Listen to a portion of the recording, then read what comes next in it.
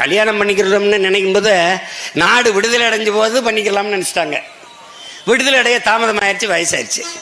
இனிமே என்னடா திருமணம் பண்ணி நாட்டுக்கு மக்களுக்கு சேவை பண்ணி செத்துடலாம்னு 2 பேரும் முடிவு பண்ணுறாங்க.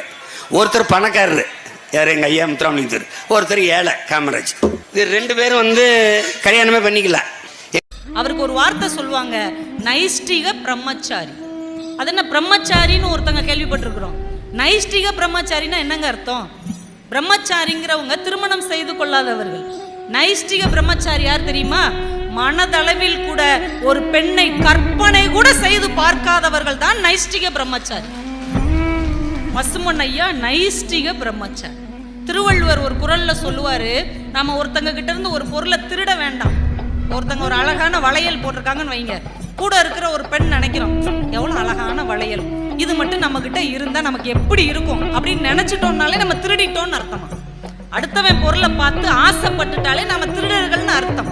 ஆனால் நம்முடைய பசுமண்ணையா எப்படி இருந்திருக்கிறார்? மனசால கூட இன்னொரு பெண்ணை கற்பனை கூட செய்யாத ஒரு மாமனிதனுக்கு நைஷ்டிக பிரம்மச்சாரி என்று பெயர் என்றால் அது பசும்பொன் ஐயாவுக்கு மட்டும்தான் அந்த பெயர் பொருத்தமானதாக இருக்கும்.